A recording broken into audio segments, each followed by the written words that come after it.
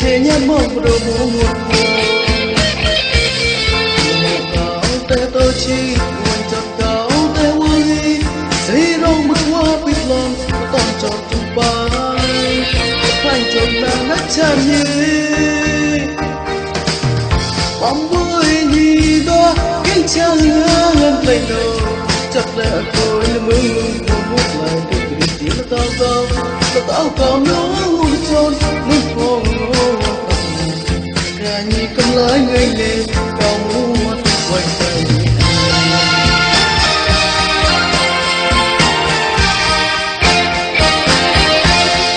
riêng chán đưa tôi chê cái lên che nhát mong đầu muốn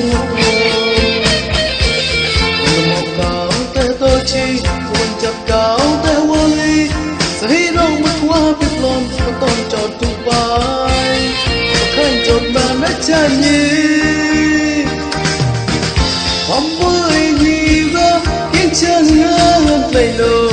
chập lại cười là mừng một lại đi tiếng nó tao cao nó son non phong ngon tập nè ra nhì tâm lái ngay lệ cao mua tôi quay chân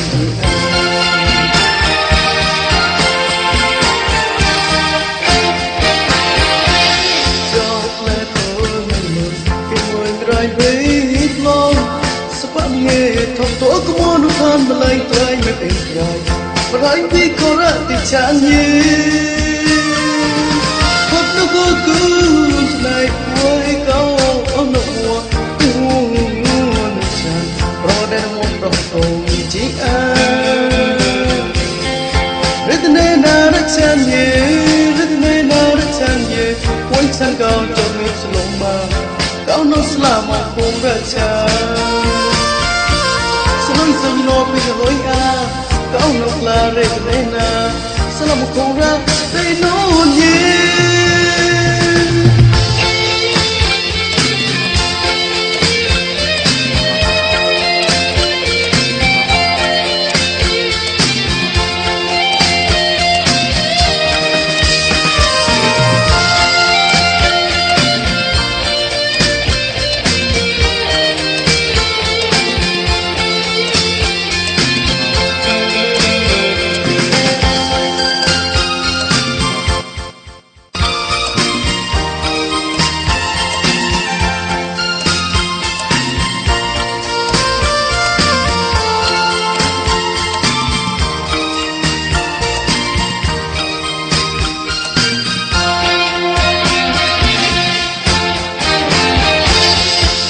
chán lúa tôi tê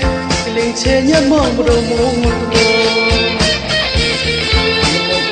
ta tôi chi quên chặt cao ta wali say đâu mất qua biết lon ton tròn tung bay khăn tròn na nát chan nhì bóng vui nhì đó kinh trang ngân tay lờ chặt lẹ tôi là mừng một lại tôi chỉ là tao cao nó son luôn phong ngon tập nàn ra như tâm lái ngay lệ cao mua tôi quay tràn chị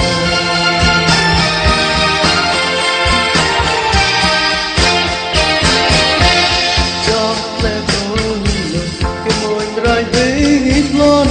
sắp phạm nghề thằng tổ có món nụ than mà lại tôi mới biết dài và anh vì có ra tình chán như thật nó có cứ này quay cao ông nộp mùa cái nguồn